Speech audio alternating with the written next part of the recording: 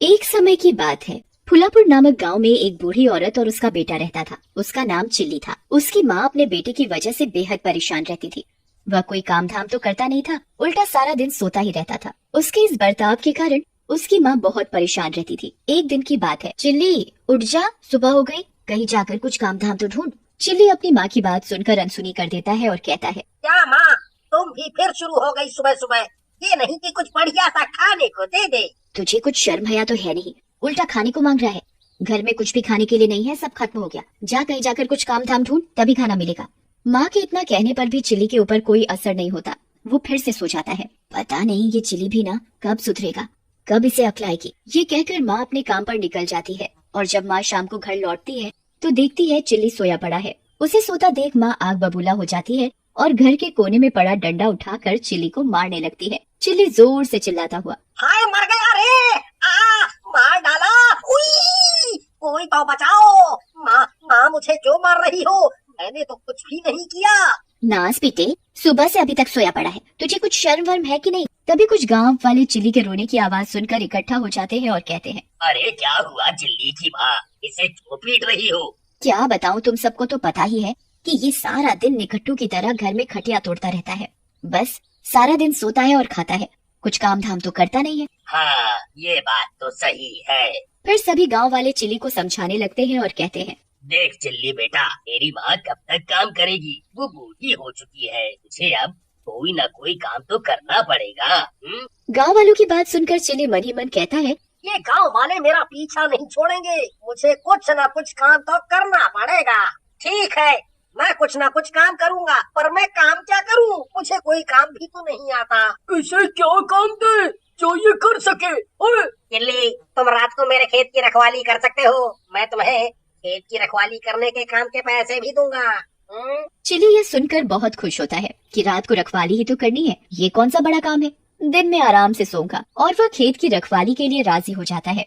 वह आदमी चिल्ली से कहता है, पर एक दिक्कत है। दिक्कत? मैं कुछ समझा नहीं। सुना है उस खेत में किसी चुड़ैल का साया है और वो रात में खेत पर घूमती रहती है। तो कोई भी रात को उस खेत पर जाता है तो चुड़ैल उसे मार डालती है। अरे आप भी ना कैसी कैसी अजीब सी बातें करते हो। ये भूत वूत कुछ नहीं होता और मैं किसी भूत से नहीं डरता। तो ठीक है, तुम रात को खेत पर रखवाली करने पहुंच जाना। और जैसे ही रात होती है चिल्ली खेत की रखवाली करने पहुंच जाता है और खेत पर पहुंचकर आराम से खटिया पर लेट जाता है और कहता है, रखवाली तो होती रहेगी, पहले मैं थोड़ा आराम कर लूं, फिर खेत की रखवाली कर लूंगा। अब मैं आराम से सोऊंगा। तभी उसे वहाँ पर किसी औरत के रोने की आवाज आती है। इतनी रात में कौन औरत रो रही है? तभी उस औरत के रोने की आवाज बंद हो जाती है और चिल्ली भी सो जाता है। तभी कुछ देर बाद चुड़ैल चिल्ली के पास बैठी होती है और उसे अपनी डरावनी आंखों से देख रही होती है। तभी चिल्ली की आंख खुल जाती है और वो दोबारा सो जाता है। ये कैसा आदमी है जो मुझे देखकर सो गया और इसे मुझसे डर भी नहीं लगा? चुड़ैल चिल्ली को उठाने की कोशिश करती है। चिल्ली बड़ी मुश्किल से उठता है और जैसे वह चुड़ैल को देखता है तो वह डर जाता है। चुड़ैल, चुड़ैल, चुड़ैल। हाँ, मैं चुड़ैल हूँ, अब मैं तुझे खाऊंगी। मुझे खाकर तुम्हें क्या मिलेगा? मैं तुझे खाकर और भी ताकतवर बन जाऊंगी। मैं तो एक सूखा सा आदमी हूँ और मैंने कई दिनों से खाना भी नहीं खाया, तो मुझे खाकर तुम्हें ताकत कहाँ से मिलेगी?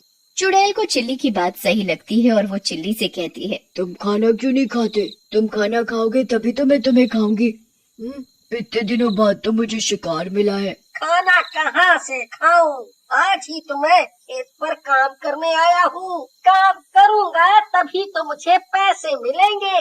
उन पैसों से मैं खाना खाऊंगा। चिल्ली बड़ी चतुराई और हिम्मत दिखाकर चुड़ैल से कहता है, तुम मुझे खा लेना, लेकिन उससे पहले मुझे खेत का काम खत्म करना है, फिर तुम मुझे खा सकती हो। ठीक है, तुम खेत का काम खत्म कर लो, फिर मैं तुम्हें खाऊंगी। चिल्ली डरते डरते खेत में काम करने लग जाता है। साथ में उसे उस चुड़ैल से भी डर लग रहा था कि कहीं चुड़ैल उसे खा न जाए। ऐसा करते करते सुबह हो जाती है और चुड़ैल भी चली जाती है, क्योंकि चुड़ैल रात को खेत में आती थी और सुबह होने से पहले वह चली जाती थी। ये देख चिल्ली की जान में जान आ जाती है और वो अपने घर चला जाता है। और घर पहुंचकर माँ माँ क्या हुआ, क्यों चिल्ला रहा है, कोई भूत देख लिया क्या?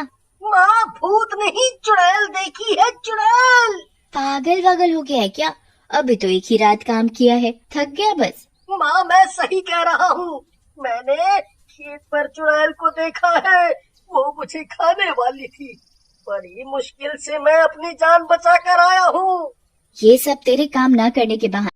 तू चाहे कितना बहाना बना ले, काम तो तुझे करना ही पड़ेगा। चिल्ली बेचारा माँ को कहता ही रह जाता है, पर माँ चिल्ली की बातों का यकीन नहीं करती और चिल्ली कहता है। चिल्ली को भूख भी लगी थी, तभी चिल्ली माँ से कहता है, माँ, बहुत जोरों की भूख लगी है, खाना ला दो। उसकी माँ चिल्ली के लिए खाना लेकर आती है। चिल्ली खाना देखकर खुश हो जाता है और वह खाना खाने लगता है। तभी उसे चुड़ैल की बात याद आ जाती है और वो खाना छोड़ देता है। चिल्ली, खाना क्यों छोड़ दिया? खाना अच्छा नहीं बना क्या? नहीं माँ, ऐसी बात नहीं है। खाना तो अच्छा बना है, पर मन नहीं है। और फिर चिल्ली बिना खाना खाए भूखा ही रह जाता है। वह पूरी रात का जगा हुआ था तो उसे नींद भी आ जाती है। और फिर रात को चिल्ली की माँ चिल्ली को जगाती है और कहती है, चिल्ली, तू सोता ही रहेगा या खेत पर काम करने भी जाएगा? माँ, आज मैं खेत पर काम करने नहीं जाऊंगा। खेत पर चुड़ैल है, चुड़ैल। मैं तेरी एक नहीं सुनूंगी। इतनी मुश्किल से तो तुझे काम मिला है और तू काम करने के लिए मना कर रहा है। बस बहुत हो गया, अब जा खेत पर। चिल्ली के इतना कहने पर भी माँ नहीं मानती और चिल्ली को ना चाहते हुए भी खेत पर जाना पड़ता है। और खेत पर पहुंचकर वह खटिया पर बैठ जाता है और इधर उधर देखने लगता है कि कहीं चुड़ैल ना आ जाए। वो सोच ही रहा होता है कि तभी अचानक चिल्ली की चीख निकल जाती है। चुड़ैल चिल्ली के पास बैठी होती है। चुड़ैल जी, आप। हाँ मैं। कल तो तूने मुझे अच्छा बेवकूफ बनाया, पर मैं आज तुझे नहीं छोड़ूंगी। आज तो मैं तुझे खाकर और भी ताकतवर बन जाऊंगी। देखो चुड़ैल जी, आप गुस्सा मत करो। आप मुझे खा लेना, मेरा थोड़ा सा काम है, मैं उसे खत्म कर लूं, फिर खा लेना। चिल्ली का काम भी खत्म हो जाता है। तभी चुड़ैल चिल्ली से कहती है, अब तो तेरा काम भी खत्म हो गया, अब मैं तुझे खाऊंगी। चिल्ली मन ही मन भगवान को याद कर कहता है, आज तो ये चुड़ैल मुझे खाकर ही मानेगी, क्या करूं? तभी उसके दिमाग में एक तरकीब आती है और वो चुड़ैल से कहता है, चुड़ैल जी, आप मुझे खा लेना, लेकिन मुझे खाकर आपको ताकत नहीं मिलेगी। मैं तो पहले से ही सूखा और कमजोर हूँ, लेकिन मैं एक ऐसे आदमी को जानता हूँ जो बहुत ही मोटा ताजा है, जिसे खाकर आप और भी ताकतवर हो जाओगी। उसकी झोपड़ी यहाँ से थोड़ी ही दूर है, के लिए तुम्हें उसके घर जाना पड़ेगा, बस। कहीं तुम मुझे बेवकूफ तो नहीं बना रहे? अरे नहीं नहीं नहीं, मैं आपको कैसे बेवकूफ बना सकता हूँ? चुड़ैल चिल्ली से कहती है, तुम मुझे उसके पास ले चलो। चुड़ैल चिल्ली के साथ साथ जाने लगती है। चिल्ली चुड़ैल को घुमा फिरा कर इधर उधर रास्ते से घुमा फिरा कर ले जाता है।